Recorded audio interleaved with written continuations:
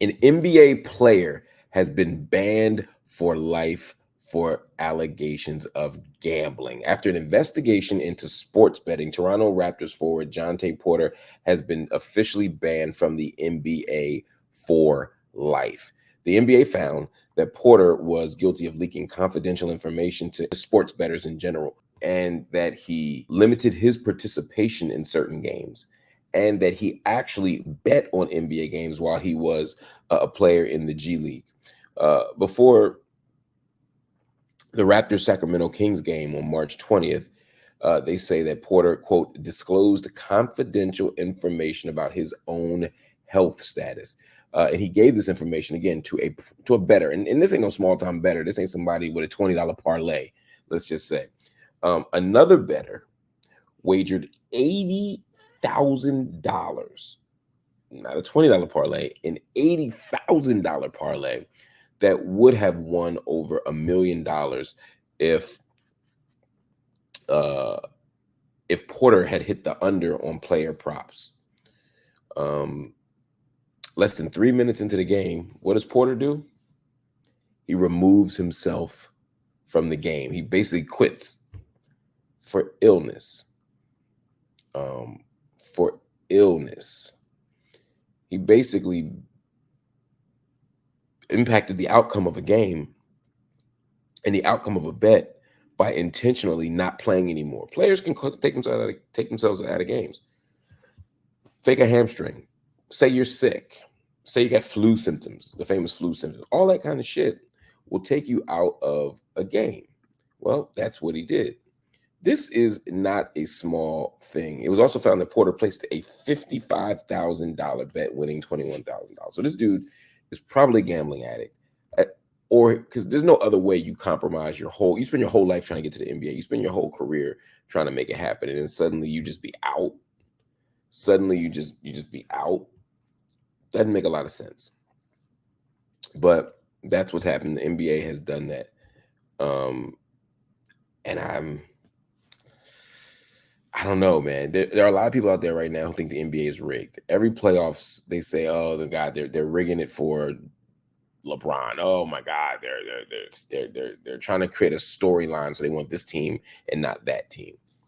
And stuff like this doesn't help, because while this young man was caught, and that might make some people feel good. Look, they caught Jontay Porter cheated. He got caught. There are a lot of people who are quite reasonably going to say, "Yeah, but maybe he was just bad at it. Maybe other people would not have gotten caught." The reason he got caught was because people noticed irregular activity. A couple of the gambling agencies noticed some irregular activity. It was like a lot of people betting about whether or not he would play or how many minutes he would play. And Jontay Porter ain't the guy to do that to. So it was like, okay.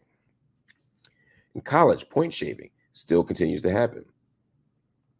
I don't know of any particular case. I'm not snitching. I really don't know. But what I'm saying is there's no reason to believe that in a sport where people are stealing money, where people are getting illegal money, where people are getting illegal booster support, although the NIL deals have taken some of that off the table, that people don't continue to also miss a shot or not show up to a game, or particularly when a game is out of reach.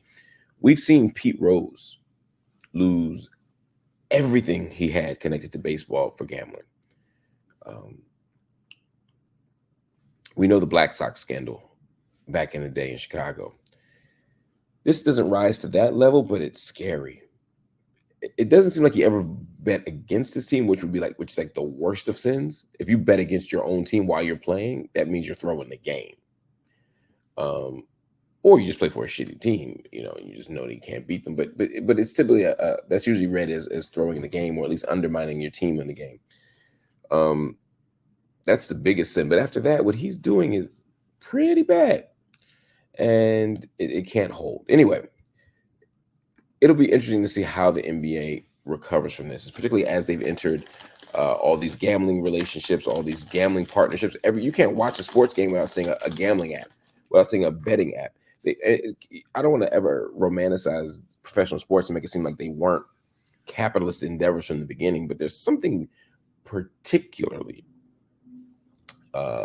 exploitative about the current space. The fact that you got NBA players gambling in this way is not the fundamental problem. The fundamental problem is that so much money and gambling is tied up into the NBA. I'm not saying it because I'm some moral policeman. I don't care what people do with relatively harmless vices, to quote the great Vito Corleone. The issue is these aren't harmless anymore. I can't tell you how many people I see holding up a gambling app and saying, "Oh, my parlay, I just missed it. But if so and so had 2 more rebounds, I'd be rich." But they never get them 2 rebounds. They never get them 2 rebounds. It's preying on poor people. It's preying on the vulnerable. And the accessible technology just makes it easier to spend $5 a day gambling when you don't have $5 a day. That's your food money, right? This is part of the problem, and I think that what we're seeing with Mr. Porter is a symptom of a bigger, much bigger problem.